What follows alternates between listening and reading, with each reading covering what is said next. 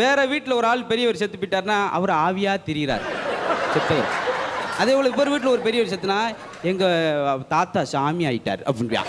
ஏன்னா அதே கூட உங்கள் தாத்தா மட்டும் சாமியார் அவன் ஆவியாக திரிவான். அடுத்த வீட்டு பிள்ளை அங்கே 4 வீட்டில் போய் பழகிட்டு வந்துச்சுன்னா அது ஒரு மாதிரி ஓடு கழிச்சு. இதே வீட்டு பிள்ளை 4 இடத்துல வரட்டு என் பொண்ணு கலகலப்பாக இருப்பா, யாரும் இல்லாமல் சோசியல் டைப் அப்படின்றான். இதே மாற்றி மாற்றி விடுறது. அடுத்த விவகாரம் ரொம்ப அவசரமாக இருந்தான்னா அவன் அவசர புத்தி கழுத முந்திரி கொட்ட மாதிரி முந்தி அதில் அடி வாங்கி கிடைக்கும். இவன் வீட்டில் நல்லா இருந்துச்சுன்னு வச்சுக்க நிதானமாக செய்வான். கரெக்டாக செய்கிறது என் பையன் தான் பேசுகிறேன். நம்மளா ஒரு சுயநலத்தோடு பேசுறது.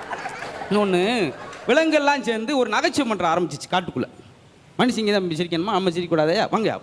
பூரா மாடு கோழி ஆடு மாடு அத்தனை அடைஞ்சு கிடக்கு சிங்க ஆரம்பிச்சிச்சு. இப்போ இந்த நகைச்சுவை மன்றத்தில் யாராவது வந்து ஒரு ஜோக் சொல்லலாம், ஆனால் எல்லாரும் சிரிக்கணும். யாராவது ஒரு ஆள் சிரிக்காட்டி தூக்கி போட்டு மிதிச்சு போயிடும் அதை அப்படின்னு அப்புறம் பயந்து உட்காந்துருக்கு எல்லாம் ரூம். இப்போ யார் முதல்ல ஜோக் சொல்கிறா அப்படின்னு சங்குன்னு குச்சி வச்சு குரங்கு